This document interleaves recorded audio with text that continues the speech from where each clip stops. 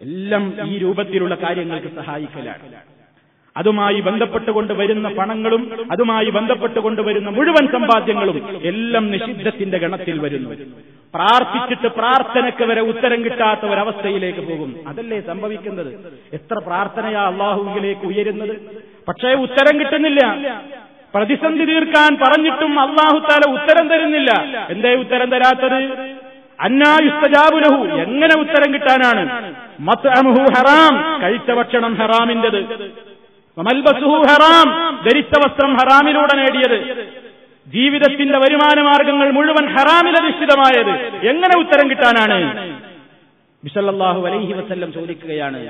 അതുകൊണ്ട് മനുഷ്യൻ വിറങ്ങലിച്ചു നിന്ന് പേടിച്ചു നിന്നിട്ടൊന്നും കാര്യമില്ല. പരിഹാരം ഓരോരുത്തരും അവരവരിൽ നിന്ന് തുടങ്ങിയാൽ രക്ഷയുണ്ട്, അവരവരുടെ പരലോകത്ത് രക്ഷയുണ്ട്.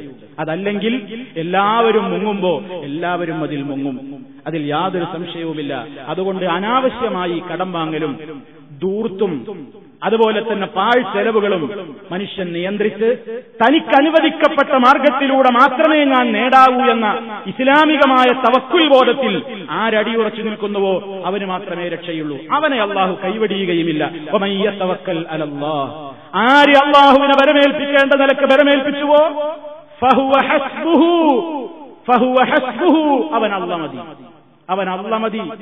അലല്ലാഹി ഫൽയതവക്കലിൽ മുഅ്മിനൂൻ, വിശ്വസിച്ചവർ അള്ളാഹുവിന്റെ മേൽ തവക്കുലാക്കട്ടെ.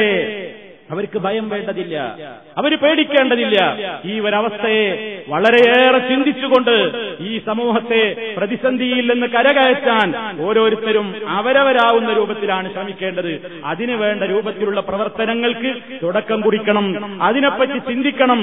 ആ ഒരു മാർഗത്തിൽ തന്നെ അടിയുറച്ചു നിർത്താൻ വേണ്ടി അള്ളാഹുവിനോട് ദുആ ചെയ്തുകൊണ്ടിരിക്കണം എന്ന് എന്നെയും നിങ്ങളെയും ഓർമ്മപ്പെടുത്തുന്നു. സർവശക്തനായ നാഥൻ എല്ലാവിധത്തിലുള്ള കടുത്ത പരീക്ഷണങ്ങളിൽ നിന്നും നമ്മെ എല്ലാവരെയും കാത്തു രക്ഷിച്ച് അനുഗ്രഹിക്കുമാറാകട്ടെ.